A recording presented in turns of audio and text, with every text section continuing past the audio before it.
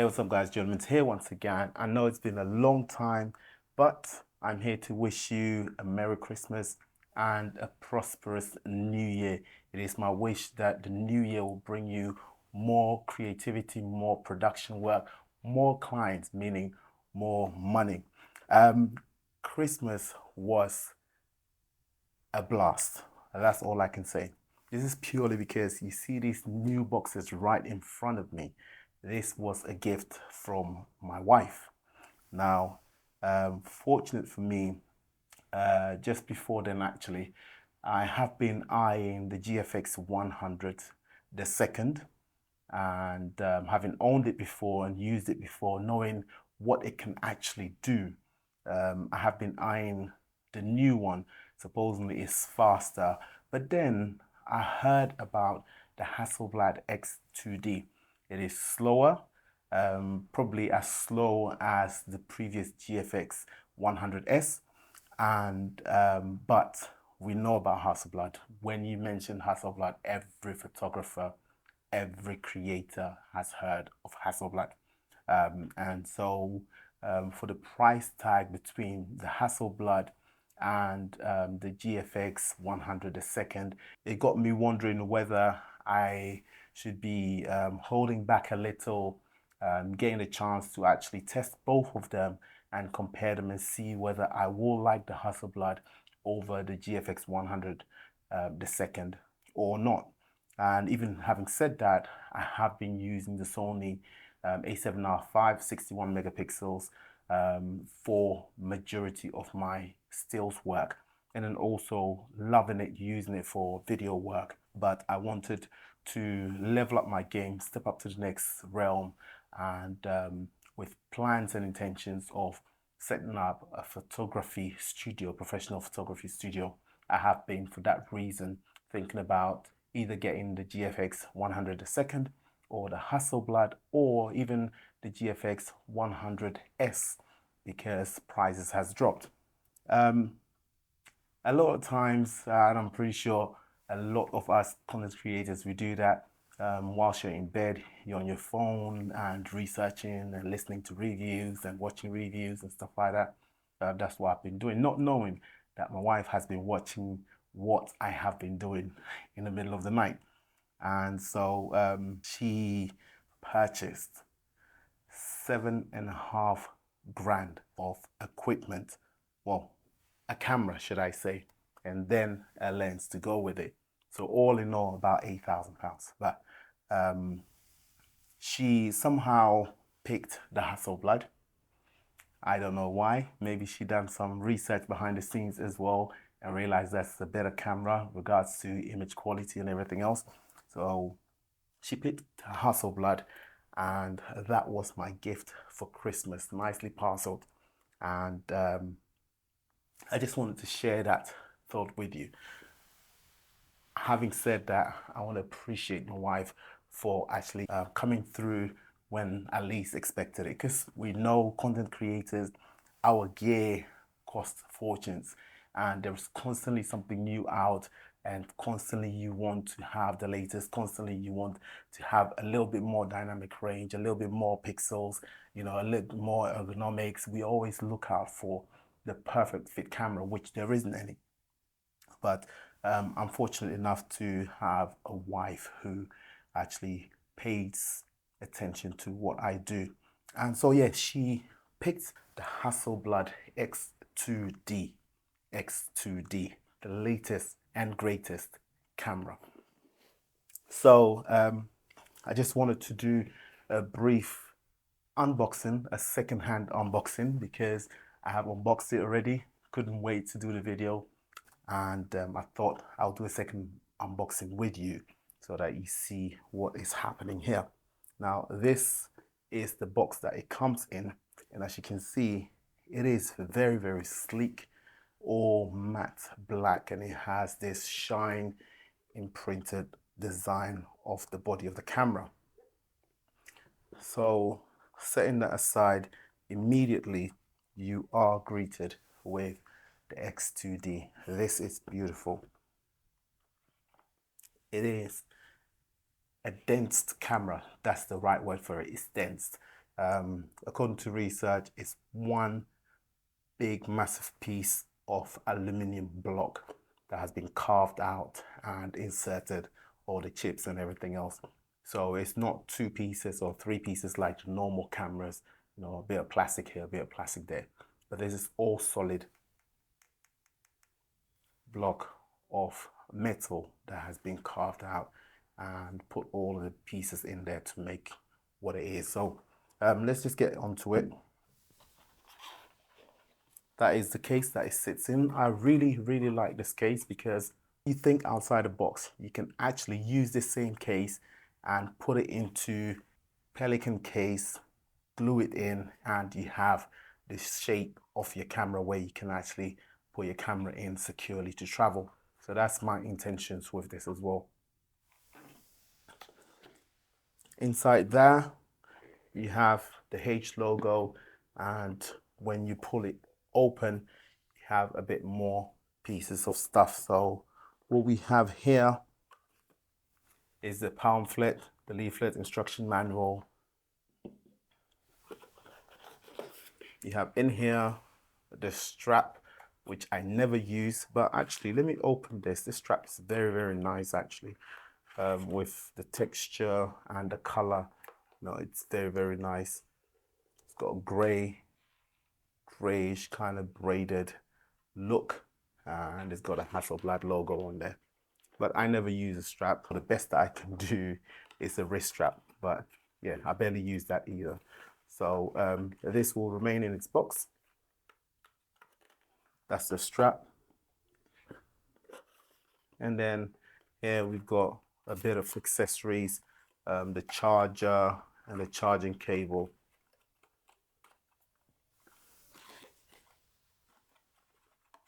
We've got a charging cable here. It's nicely braided cable, very thick, very rugged. One thing I wish though that it was a lot more flexible. As you can see, it's very stiff. So it's a little bit more cumbersome to carry around and you know, use it to charge and stuff like that. So what I tend to do, I'll probably keep this inside its box and then use my usual USB C cable to do the charging and file transfer and keep this in here safe. And then finally, what we have here is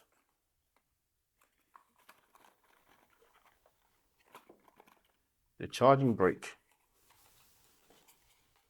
Here we have the charging brick.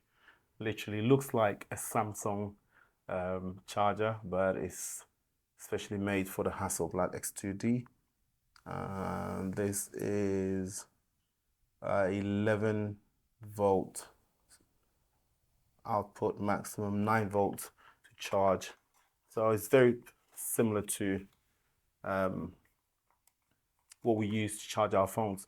However, I'll probably use my 60 watts phone USB charger to charge that. So hopefully that'll be even faster. I don't know how fast this is, but so far I've only charged it once. And other than that, there's absolutely nothing else inside the box. So it's very minimalistic, very clean and nice design for the camera. And what we have here is the 45p lens, the X mount 45p. Even that being quote unquote the most affordable lens, it is a good £1,100. So yeah, they're not that cheap. Owning a Hasselblad takes patience and a lot of money. That's all I can say, period. So that is the lens, very pancake-like, but just imagine this is a medium format lens. Those days where medium format lenses were so big and the camera body itself was so big and extremely slow and took a lot of patience to actually take pictures with. Here we have a medium format lens, a very small medium format lens, pancake lens. This feels a bit like the Zeiss Milvis lens kit. Zeiss Milvis lens. So that's also aluminium made. Now let's put these two together. So for now, this is the kit that she's actually gotten me. Owning it now actually is gonna cause me to break the bank, because I would need at least an 80mm lens or a 90mm lens for my stills. This is a 45p. It's equivalent to about 35, 32mm, which is a bit wide on the wide end. So the sensor right here, this is almost twice the size of a full frame sensor. So shallow depth of field with the right lens, this will be beautiful. We know Hasselblad has a unique color science. In video terms, you would probably say this is the Arri of stills. This is the Arri of stills. The screen ratio is huge. This is one thing that really calls my attention to the Hasselblad with regards to ergonomics. Everything on here is very simplistic. All the information is right there, large on the screen. You can touch and then change the settings. Every single setting you can just touch and change them without having the typical dials up here, dials there, knobs there, buttons here, and switches here, and stuff like that. It's very minimalistic, and this is what makes this Hasselblad X2D stand out from many. The screen also has a halfway tilt, just like back in those days, the Sony A7 series. It's halfway tilt, but the screen ratio is huge. It is by far the biggest screen I have seen on a stills camera. It's huge. And then right there on the top here, you have more information on the top here. At glance, you're able to see exactly what your settings are and so on and so forth. And then obviously, if you look through the viewfinder, it is 100% magnification. I believe the nearest one that I have looked through would have been the Sony A7R5. That's the nearest one.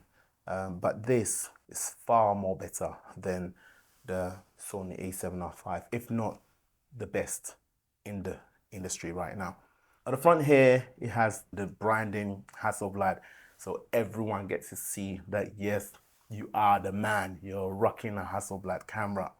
If you have a look on the top again, you see that it has the gold shutter button. That's unique to Hasselblad, this particular design as well. And then the grip itself is by far the best grip.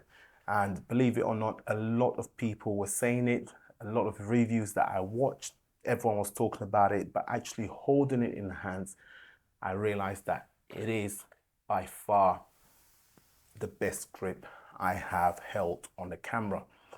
I can literally just hang on here like that without it slipping. It's very nice and deeply recessed and very slim, as you can see by the profile, very slim and designed for your palm to just rest on there and grab it. And the best part is there is no knobs, no buttons or anything here where your thumb can touch it. However, you have two dials, one here at the back and one at the front. They're both customizable, and then you have another 3 buttons on the top here, including the shutter button, and finally 2 buttons right here at the top. And that's it. That's it. All of these buttons are customizable, and the rest of the button for navigation is attached to the screen, as you can see. So when you lift the screen up, you then don't have to go down here and try and find what's going on, but you can touch the buttons right here on the screen.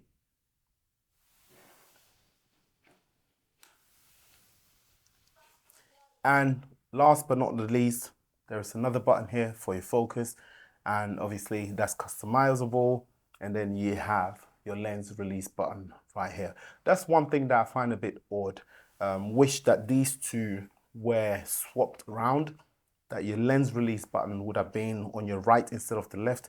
That way you could have just pressed it, because that's what we are all used to as photographers. You press on it and then you release the lens.